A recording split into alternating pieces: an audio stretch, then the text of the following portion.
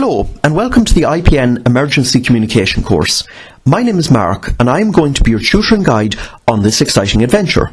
My IPN call sign and membership ID is Alpha-Mike Alpha Romeo Kilo.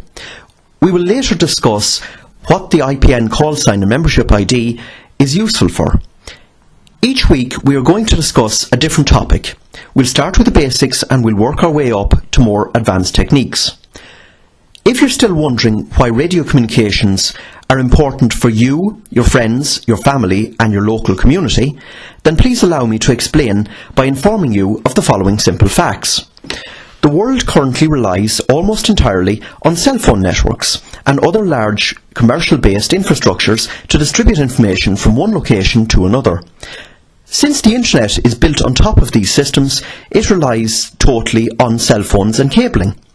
Every year, in several countries across the world, these systems do get damaged during natural disasters, and it's only a matter of time for such an emergency to occur in your location.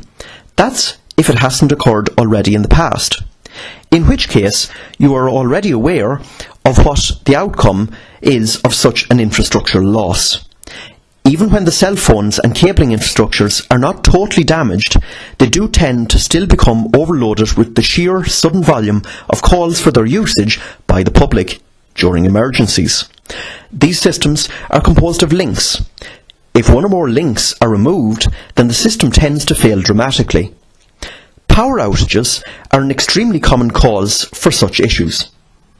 When we look back at the history of the planet, we realise that radio communication is only a relatively recent development, a little over 100 years, and yet it is one of the most important developments in human history. The electromagnetic spectrum is a term used to describe all available frequencies on this planet for use. It is a limited resource and has to be shared amongst all countries for every use imaginable, be that television, commercial radio, aircraft, marine, emergency disaster relief, space observation, GPS, computer modems, Wi-Fi, 3G, 4G cell phone networks, the list goes on.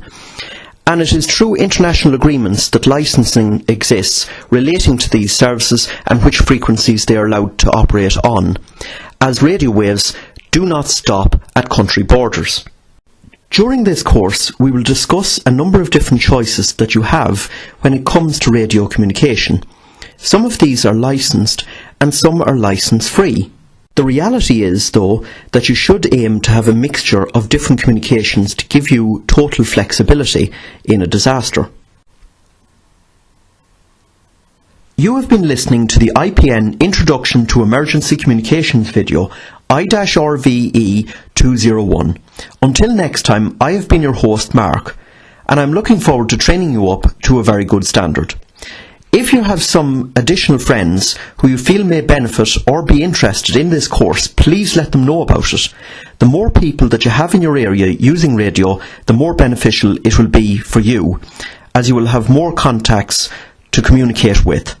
After all, what is the point in having a radio and not having anyone within range to talk to?